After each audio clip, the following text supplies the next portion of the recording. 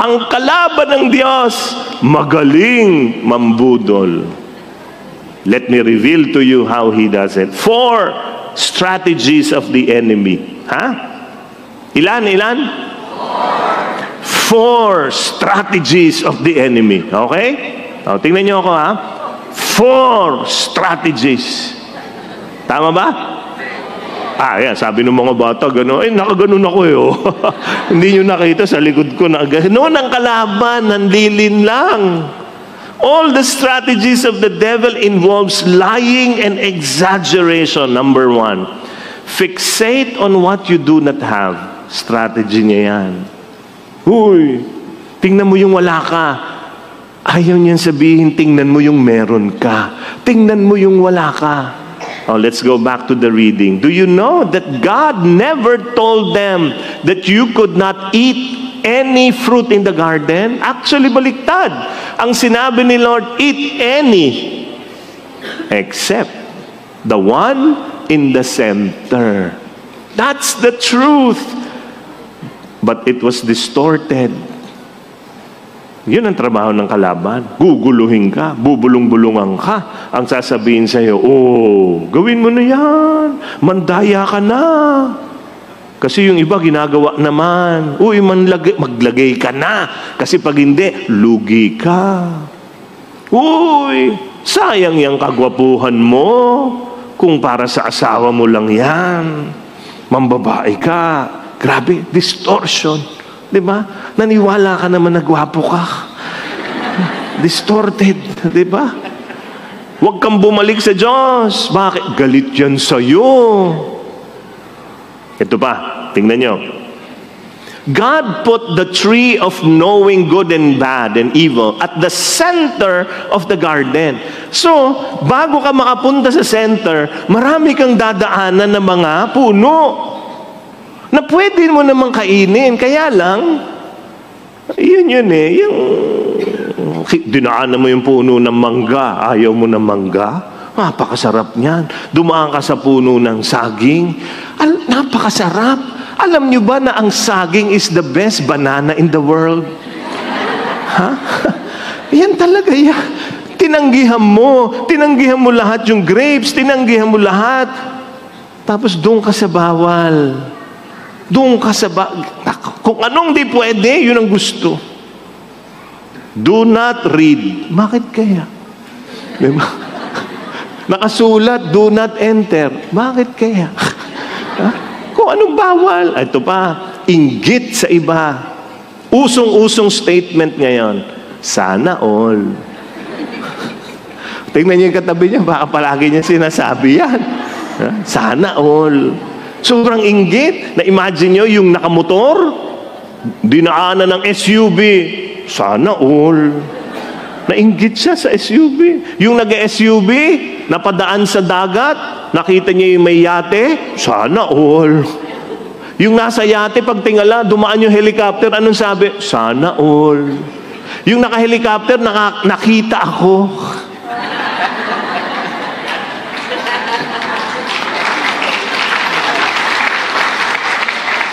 Anong sabi? Sana wag.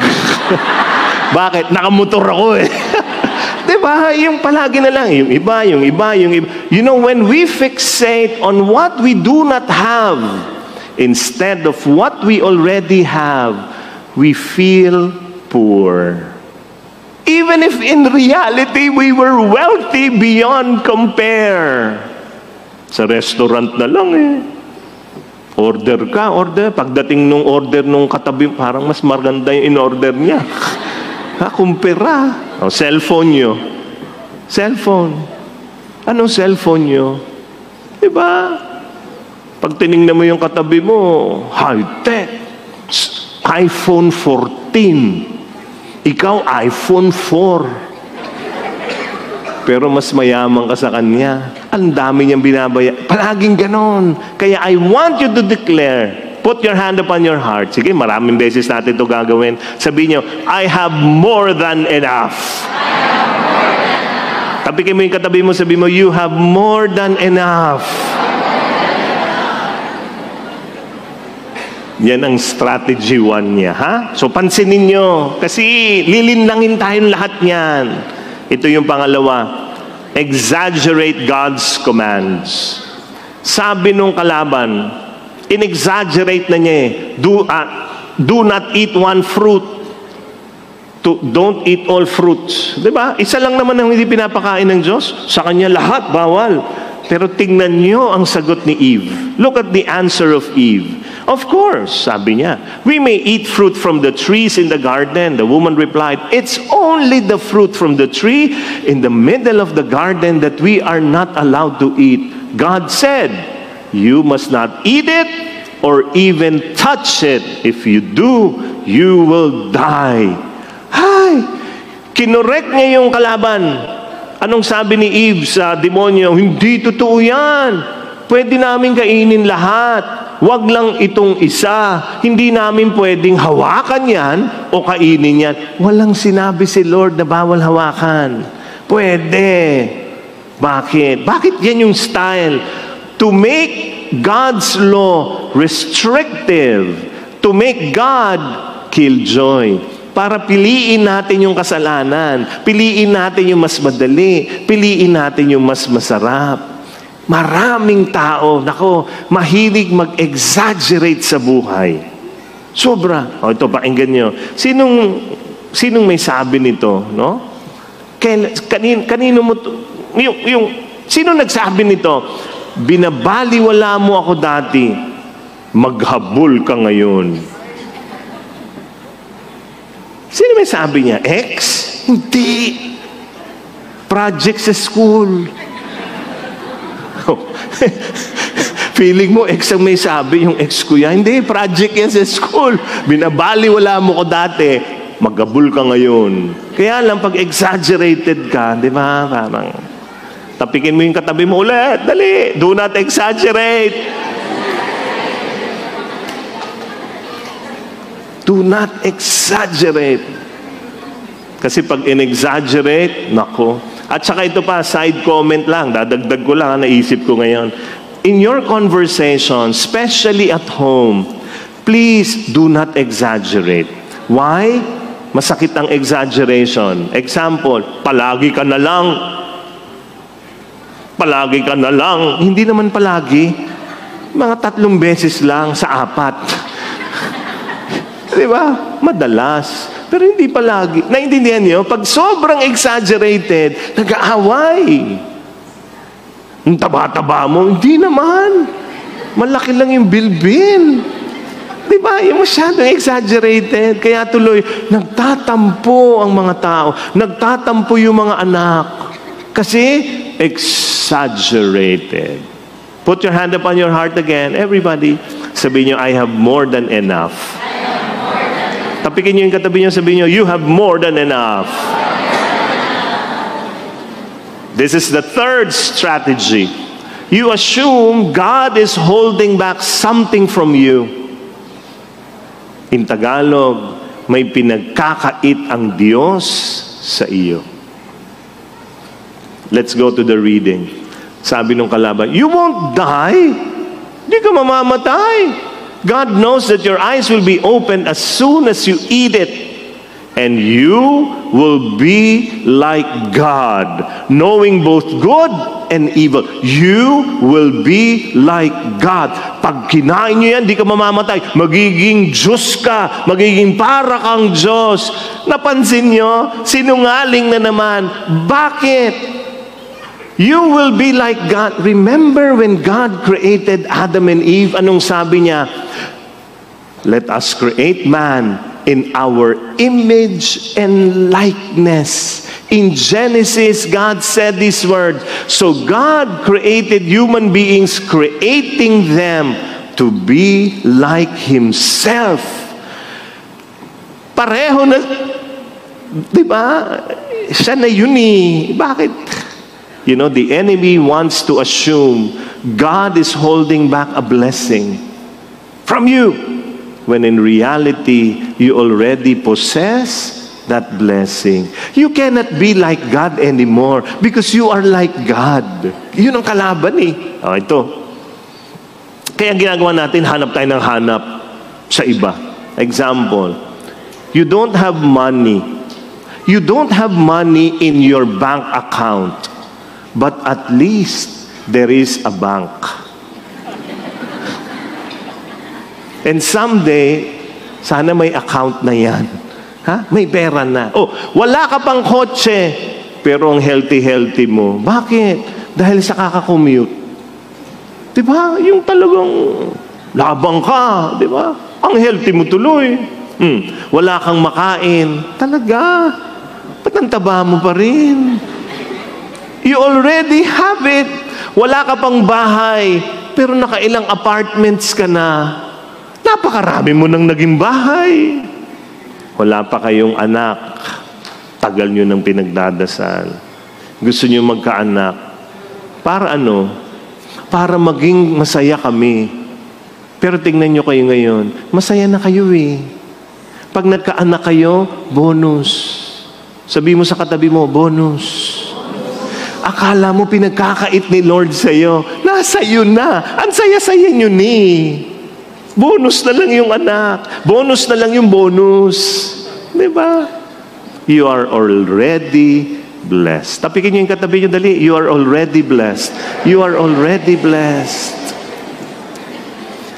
The core problem of humanity is spiritual blindness. What is spiritual blindness?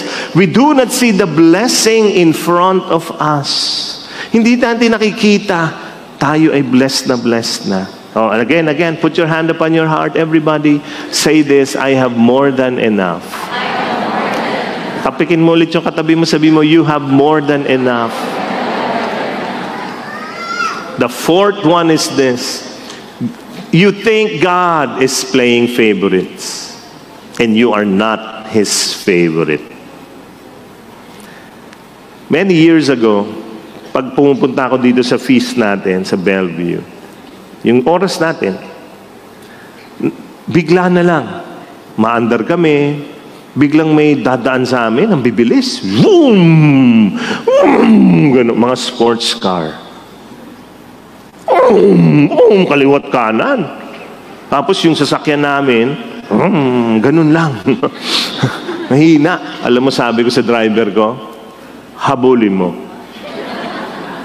Alam mo, sabi niya, nawala na po, sir. Nawala na talaga.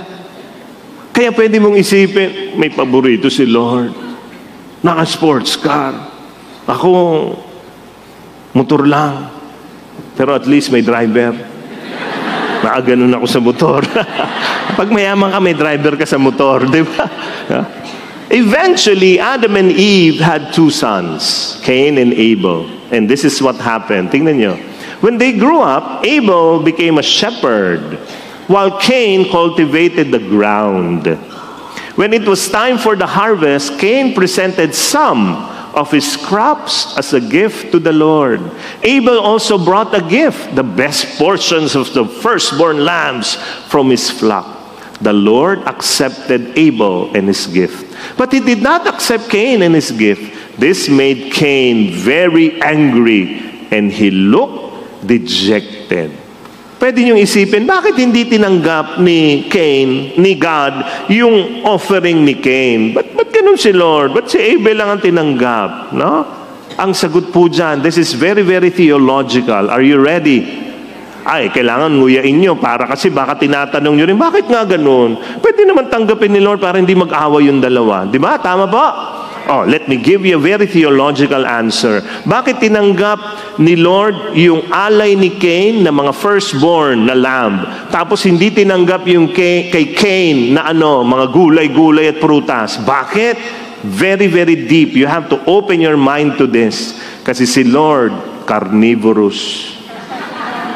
Mahilig kumain ng karne. Ayaw niya ng mga gulay. No? Hindi totoo yun. Ito ang sagot, no? Pwede mong isipin, ay, may paborito talaga si Lord. Pwede. Example, ang tagal nyo nang walang baby. Gusto nyo talaga magka-baby. Tapos bigla makikita nyo yung kaibigan nyo, ay, pagdasal mo nga ako, buntis na naman ako, 5 baby na to. Diba? Tapos kayo wala. Tapos pag tiningnan nyo naman, parang, kaya naman namin na. Sila nga, hakbangan lang, nagkaka-baby. Kami wala. Okay, business mo, it's about to close. Tapos nag-LG group kayo, LG meeting. Alam mo na magsasara na yung kumpanya niyo. Tapos may nag-share.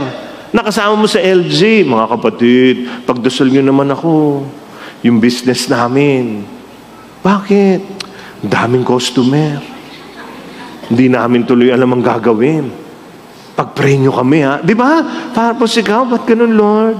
Dami nilang customer, ako wala. Wala kang boyfriend since birth. Pero pag tinignan mo yung pinsan mo, kalayo naman ang ganda mo. Tapos siya may ex pa. Di ba? May favorite si Lord. Talaga. If you have a scarcity mindset, you will always think, God favors another person, not me. Yun ang scarcity mindset. Ha? Parang ganon. If there is only one blessing, the other has it, I don't have it. So what do? I need to get rid of the other. Sa kumpanya, sana promote. Okay, dalawa na lang kami naglalaban sa promotion. Sana matalo ko siya. Sana itaob ko siya. Para ako ang mapromote. Scarcity mindset. Look at this. In God's storehouse, there is no shortage of blessing. Amen. Gusto kong nguyain nyo to. Nguyain nyo. Kasi minsan yun ang tingin natin na pag pinagpala ang iba, naubusan ka na. Hindi! Nauubusan ang Diyos!